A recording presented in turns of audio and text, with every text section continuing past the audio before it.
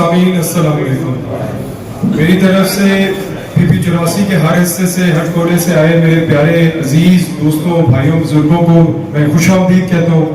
आपने इतने short notice के ऊपर एक दिन के ऊपर, कुछ लोगों को तो शायद आज सुबह इत्तला मिली जब मैसेज चला,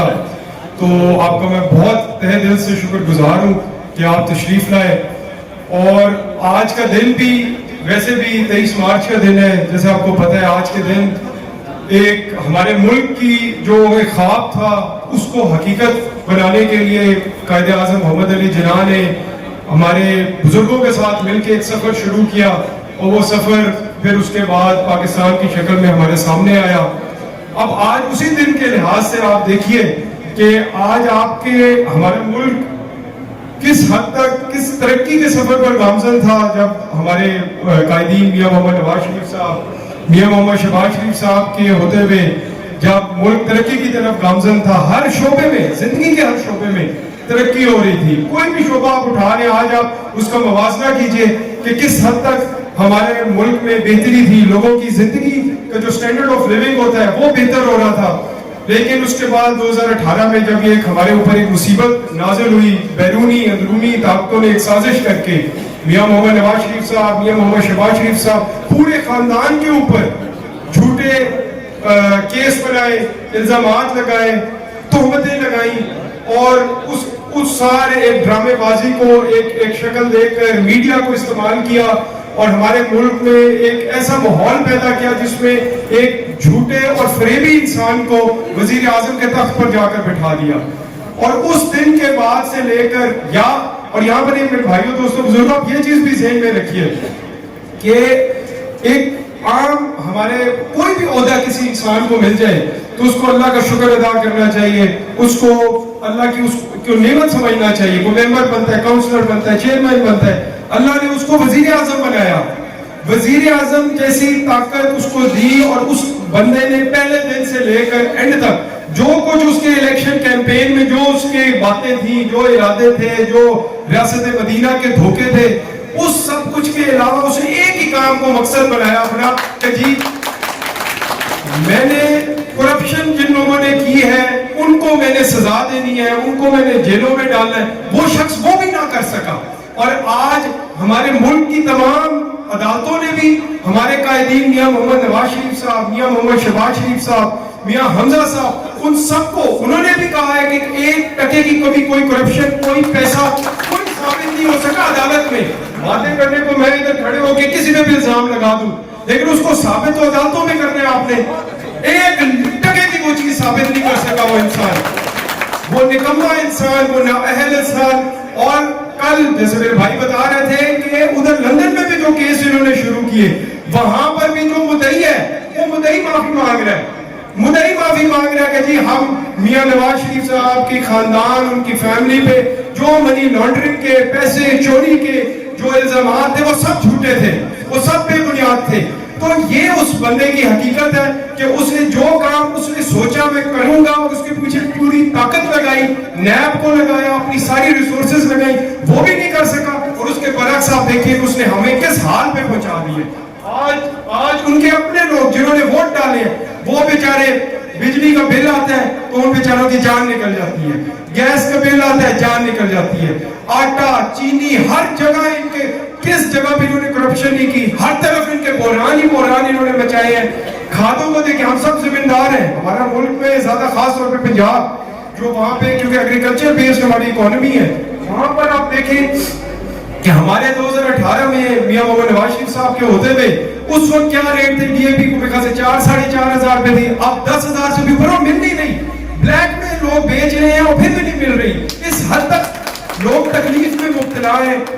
खाद को आप दूसरी यूरिया को देखें, वो 3,500-4,000 पे पहुंच गई है। इंडस्ट्री तबाह कर दी है इस शख्स ने। लोड शेडिंग का मैं अभी, क्योंकि जब हल्के में हूँ काफी दिनों से, शहर में भी बिजली का वही अब लोड शेडिंग का सिलसिला शुरू हो गया, तो मुझे याद आ रहा था कि जब ये दौर था 2008 के बाद, उसमें बहुत ज्यादा बेइंतहा लोड शेडिंग थी। हमारे कायद मियां मोहम्मद शहबाज शरीफ साहब, जिनकी जिंदगी का मकसद जब से वो सियासत में आए उनका मकसद था कि मैंने अपनी आवाम की खिदमत करनी है, जिन्होंने हमें इज्जत दी है, जिन्होंने हमें ये ताकत दी है, ये ओहदा दी है, انہوں نے دن رات ایک کر کے کارخانے لگائے, بجلی کے کارخانے لگائے, اور انہوں نے لوڈ شیڈنگ کی مصیبت کو ختم کر دیا, بلکہ سرپلس بجلی ہمارے ملک میں موجود تھی 2018 تک. لیکن آپ کو پتہ ہے آبادی بڑھ رہی ہے, ڈیمانڈ بڑھتی ہے, سپلائی بڑھانی تھی. وہیں پہ 2018 میں اگر عوام کا مینڈیٹ چوری نہ ہوتا,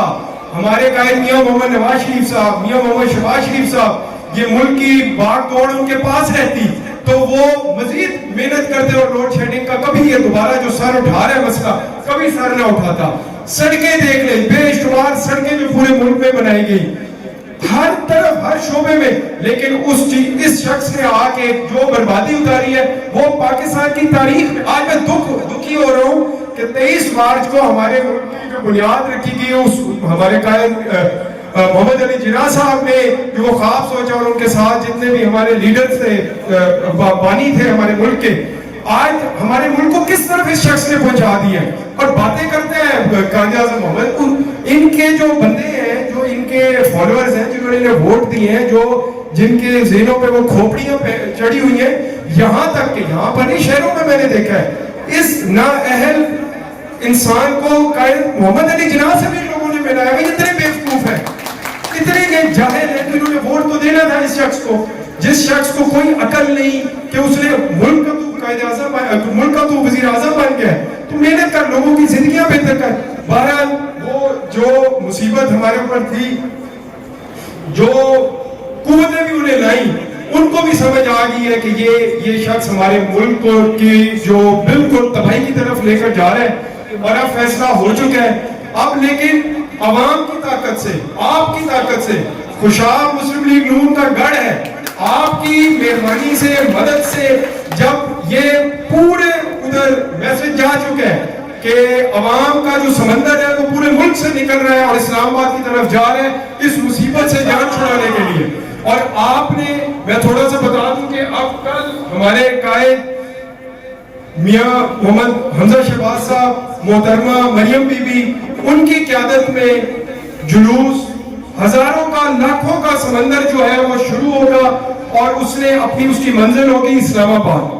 24, 25 اور 26 کو ہمیں حکم ملے ہمارے قائدین کی طرف سے کہ ہم نے اس جلوس کا حصہ بننا ہے, اس کو جوائن کرنے ہم نے راول پنڈی میں. ہم انشاءاللہ تعالی مزید بھی آپ کو جس وقت موقع کے اوپر, آپ نے صرف اپنے ذہن کو تیار کرے, دلوں کو تیار کرے کہ یہ ہم نے اپنے بچوں کے لیے یہ لڑائی لڑنی ہے, یہ دھکا ہم نے دینا ہے اس کو. اب یہ دیوار بالکل کھوکھلی ہو چکی ہے, وہ خود بکھرا چکا ہے. اتنا کبر والا وہ انسان ہے, لیکن اس وقت ہر جگہ پہ ہاتھ جوڑ کے بیٹھا ہوا ہے, ہر بندے کے آگے ہاتھ باندھ کے بیٹھا ہوا ہے. جو کبھی اپنی اس کی تقریریں سنے, کس حد تک وہ اس کو غرور ہوتا ہے, اتنا مغرور انسان ہے, لیکن اس وقت اس کو پتا ہے کہ اب میرا وہ جو ایک ہنی مون پیریڈ تھا وہ ختم ہو گیا, اور اب میں نے واپس جانا ہے, اور واپس جائے گا. اور انشاءاللہ تعالی ہمارے قائدین کے اوپر 1 روپے کی جو کرپشن ثابت نہیں کر سکا. ہم نے نہیں چھوڑنا اسے. ہم اپنے ملک کا جو پیسہ اس نے اور اس کے سارے دوستوں اور ساتھیوں نے جو اس نے امپورٹ کیے ہوئے دوستوں کے ساتھ اس نے کرپشن کی ہے, ٹیکنیکل طریقوں سے بھی کیا ہے اور دن دہاڑے بھی کیا ہے. ہم اس کو نہیں چھوڑیں گے, یہ ایک دن جیل نہیں گزار سکتا. ہمارے قائدین تو